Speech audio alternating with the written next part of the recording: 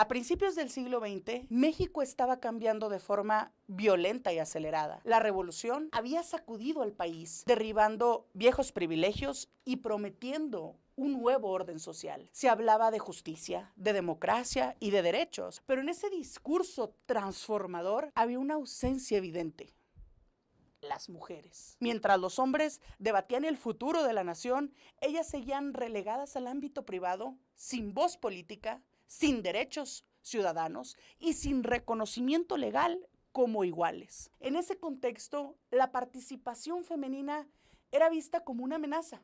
A las mujeres se les pedía apoyar la causa desde la retaguardia, no cuestionarla desde el frente. Se esperaba que fueran musas, enfermeras, esposas y símbolos morales, pero no pensadoras ni actoras políticas. Sin embargo, hubo entre otras una mujer que decidió escribir, hablar y confrontar directamente a un sistema que consideraba natural la exclusión femenina. Una mujer que entendió que sin las mujeres no podía existir una democracia auténtica. Esa mujer fue Ermila Galindo Acosta. Esto es Forjadoras de la Democracia, un viaje por la vida de grandes mujeres que impulsaron la igualdad, la conquista de derechos y la participación de las mujeres en la vida política. Les saluda la anfitriona de este espacio, Patricia Guadalupe González Mijares, consejera del Instituto Electoral de Coahuila. Ermila Galindo Acosta nació en 1886 en Villa Juárez, Durango.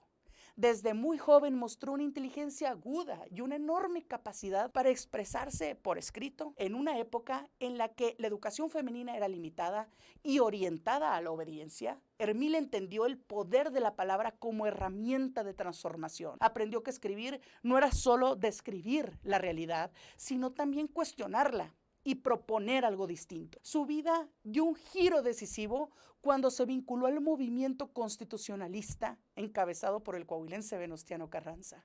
Ermila no fue una simpatizante pasiva. Se convirtió en su secretaria particular y en una de las principales difusoras de su proyecto político. A través de discursos, artículos y giras por el país, defendió la causa constitucionalista y al mismo tiempo comenzó a introducir una idea que incomodaba incluso a los revolucionarios más progresistas: la igualdad política de las mujeres. Ermila entendió algo que pocas personas se atrevían a decir en voz alta: que la revolución sería incompleta si no incluía a las mujeres como ciudadanas. No bastaba con cambiar de gobierno o de constitución si la mitad de la población seguía excluida de la vida política. Para ella, la democracia no era solo una forma de organización del poder, sino una práctica cotidiana de igualdad y de reconocimiento. Uno de sus aportes más audaces fue la defensa abierta de la educación sexual y de los derechos reproductivos de las mujeres. En 1915 fundó la revista La Mujer Moderna, una plataforma desde la cual habló sin tapujos sobre el cuerpo femenino, la maternidad voluntaria y la necesidad de liberar a las mujeres de la ignorancia impuesta.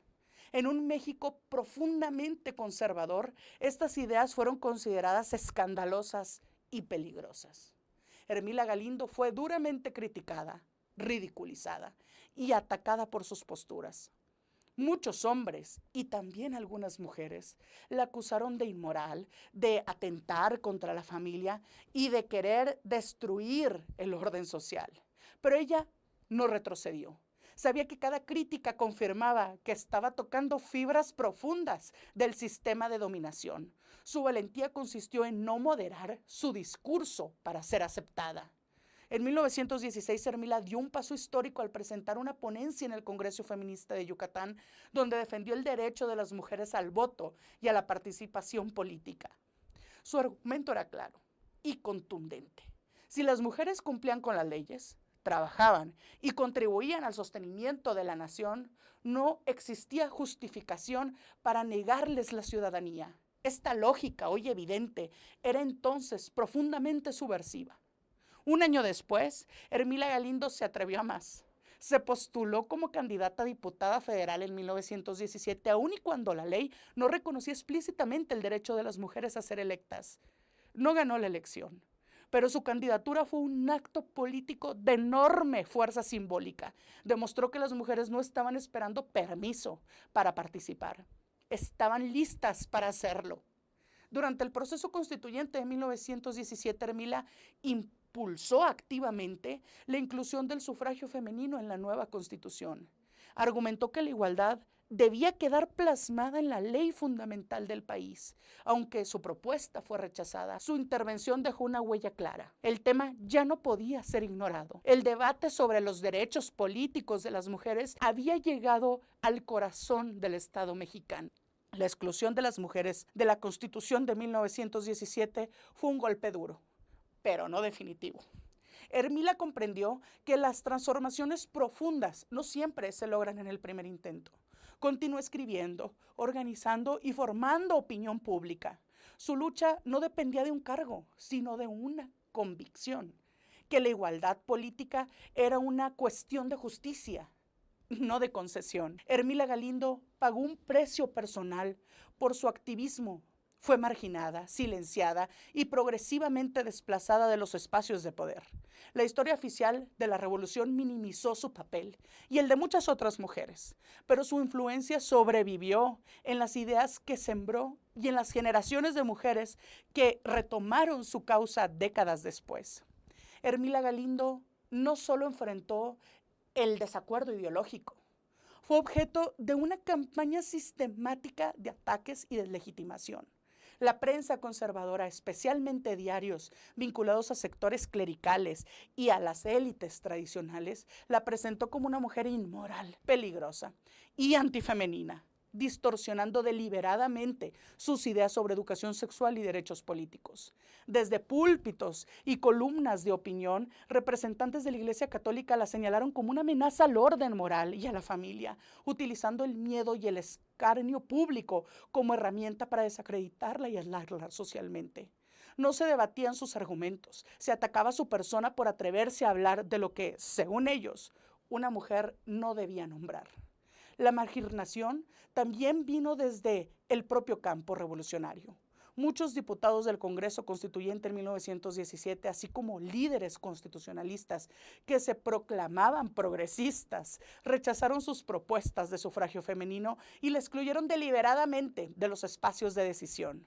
Venustiano Carranza, aunque la respaldó en ciertos momentos, no defendió su agenda de igualdad cuando ésta chocó con los intereses políticos del régimen. Hermila fue desplazada, silenciada y borrada del relato oficial de la revolución por quienes temían reconocer plenamente a las mujeres como ciudadanas, que esto fuera a alterar el equilibrio de poder. Su castigo no fue legal, sino político y simbólico. Demostrar que alzar la voz tenía un costo.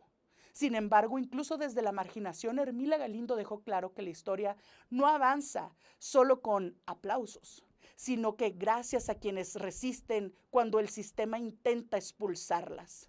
Hablar de Hermila Galindo es hablar del derecho a pensar lo político desde una mirada femenina.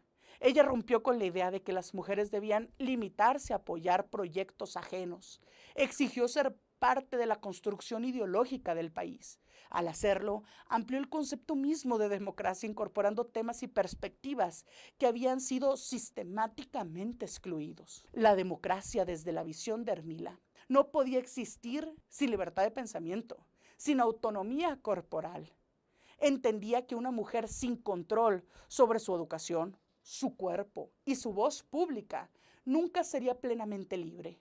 Por eso su lucha integró derechos civiles, políticos y sociales en una visión adelantada a su tiempo.